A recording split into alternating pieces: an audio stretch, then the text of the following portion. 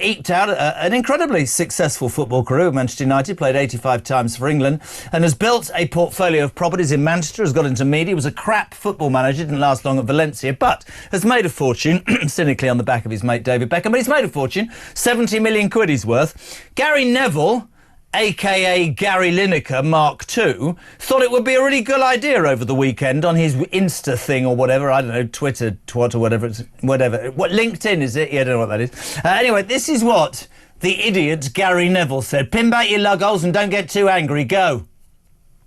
Driving home from Salford City last night, I was driving actually to Salford City, going down a Littleton Road, seeing 60, probably 50 or 60 Union Jack flags, and I just kept thinking as I was driving home last night that we're all being turned on each other, and the division that's being created is absolutely disgusting, mainly created by angry middle-aged white men who know exactly what they're doing. I'm sorry, I know I tell you every week I'm going to come here and I'm going to be calm. We're being turned against each other, mainly by angry middle-aged white men who deem it OK to put up flags. And he then went on to say that he owns several buildings in Manchester where he's been building for 15 or 20 years, and he saw one the other day and he took it down. So disrespectful does he think it is? I'd love to know your thoughts on this. I'm not going to sit here and say stick to football. Everybody's entitled to their opinion. But entitled's the word I want to give you, right?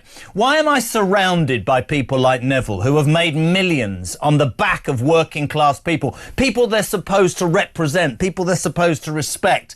Does he actually believe that middle-aged white men raising flags is causing division in this country? I said to Ian, and I'll say to you guys now on this show, 3 hours after those poor Jewish people on Yom Kippur were murdered by that terrorist called Jihad, make up your own lines for God's sake, shouldn't have been in the country, but there we go.